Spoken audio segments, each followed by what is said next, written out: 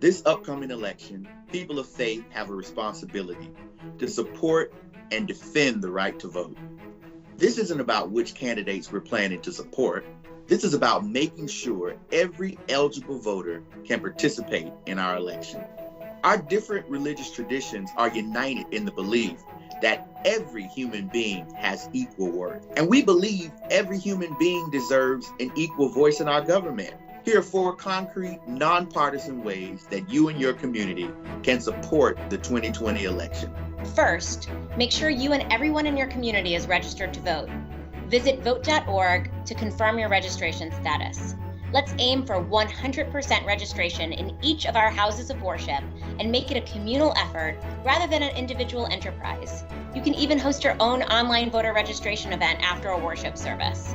And pay special attention to those within your community who are under-registered, such as young people or returning citizens whose voting rights have been restored.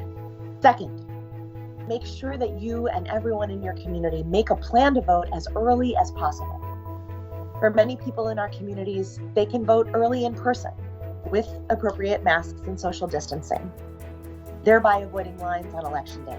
For those in your community who would prefer to vote by mail, encourage them to request a ballot early.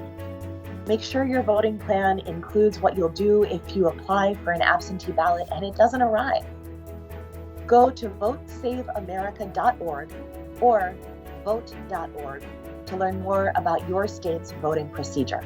Third, let's not allow the pandemic to be used as a tool to aid voter suppression.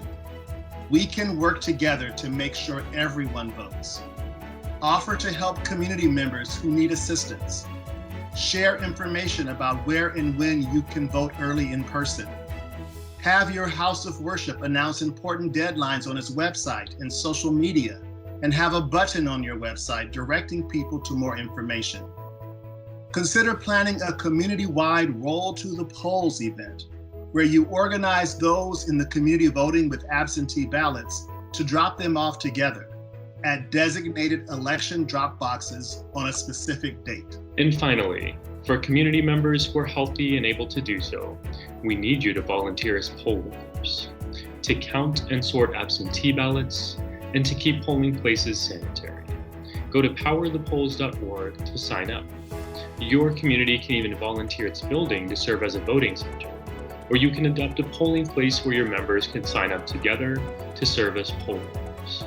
In communities of color, which rely more on in-person voting, it is particularly important to have enough poll workers so the polls stay open as long as necessary for everyone to safely exercise their right to vote. Let's each do our part to defend our democracy, because making sure everyone's voice is heard is an act of faith.